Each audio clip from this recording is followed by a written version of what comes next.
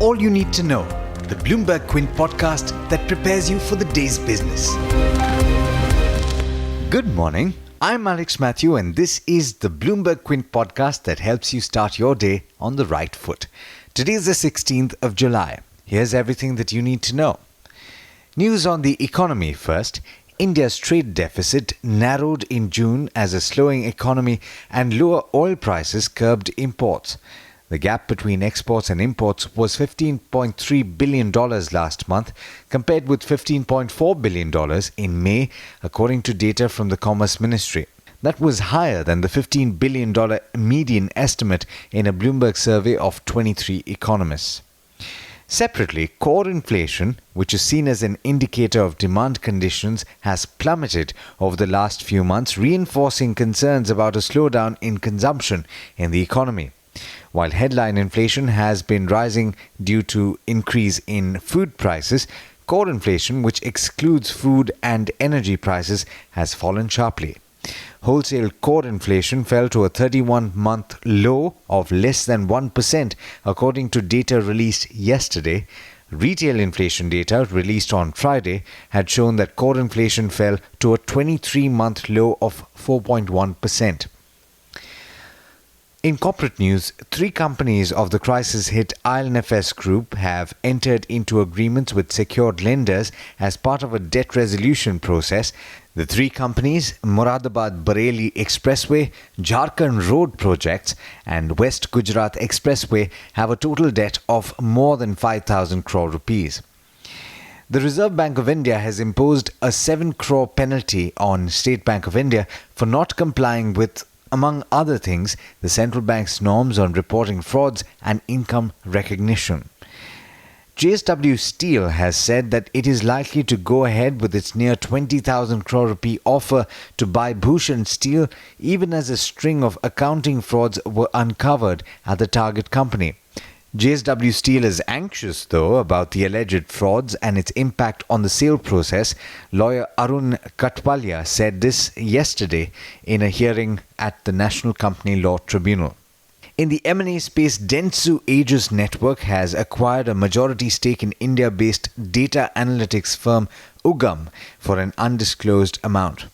The government plans to raise between 10,000 crore and 11,000 crore rupees from the 6th tranche of the Central Public Sector Enterprises Exchange Traded Fund that will open on the 18th of July, according to a senior government official.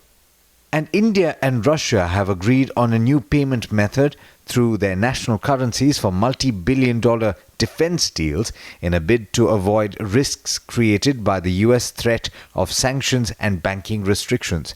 That's a Bloomberg story, and you'll find it on the website bloombergquint.com. Now, the benchmark Nifty and Sensex ended with gains yesterday, but foreign portfolio investors were net sellers once again. They've now withdrawn a net 4,954 crore rupees from equities in the first 15 days of July. That's the highest so far in 2019. A lot of these investors are thought to be anxious about the imposition of a higher surcharge on those earning more than 2 crore rupees.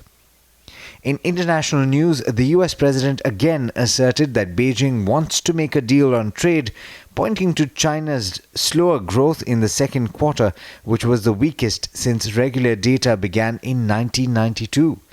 The president tweeted that this shows firms are leaving for non-tariffed countries.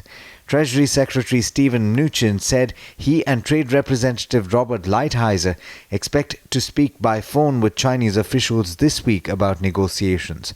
Economic advisor Larry Kudlow, meanwhile, hinted that agricultural purchases would help talks advance. In news on financial technology, Facebook won't launch its cryptocurrency Libra until regulators' concerns are fully addressed. Executive David Marcus said in a prepared testimony for the Senate Banking Committee that the cryptocurrency isn't intended to compete with national currencies and won't interfere with central bank monetary policy. Mnuchin said that the Trump administration has very serious concerns about the project. It's unlikely to be made available in India anyway, since the RBI has barred banks from dealing with those purchasing cryptocurrencies. In international markets, US stocks eked out gains once again, and in Asia this morning, the three early risers have begun mostly negative. The Nikkei was lower by over 1%, but it was shut yesterday and is playing catch-up. With that, it's over to Darshan Mehta for the trade setup for the day in India. Morning, Darshan. How are we looking today? Hi Alex, good morning everyone. Global cues are muted at this point of time and the SGX Nifty is also indicating the same. But lots of mid caps and a lot of smaller banks will come out with numbers today. So in terms of results today, there's 5paisa Capital, Agrotech Food, DCB Bank, Federal Bank, HDFC AMC, Jai Bharat Maruti, MCX, Network 18 and TV 18 Broadcast. So these companies will report numbers today. In terms of results already announced, Tata Metallics, the revenues were up 6.7%, but profit was down 35%, EBITDA was down 32%, which means margins at 9% versus 14%.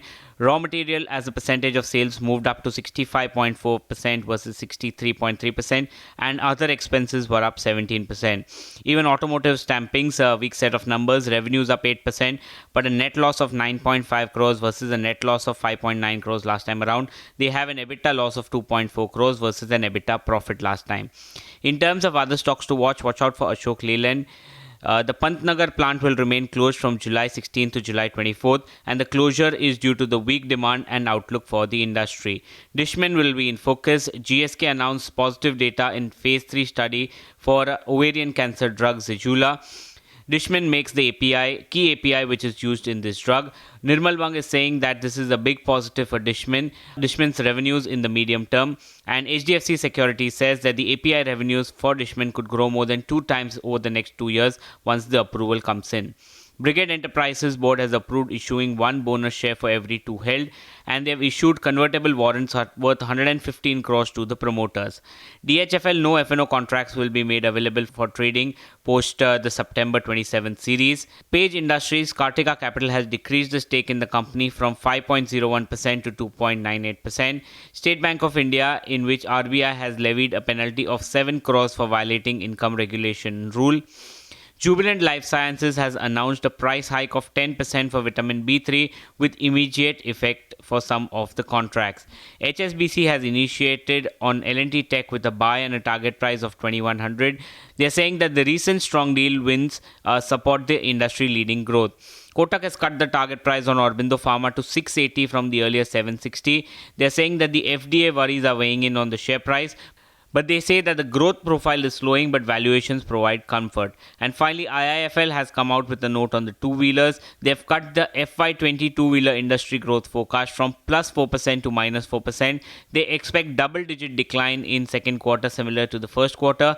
And they're saying that the outperformance by Bajaj Auto and TVS Motors will moderate. But there's much more you need to know before trade actually starts. For that, log on to our website, bloombergquint.com, and click on the All You Need to Know tab, and you will be prepared for morning trade. Thanks, Darshan.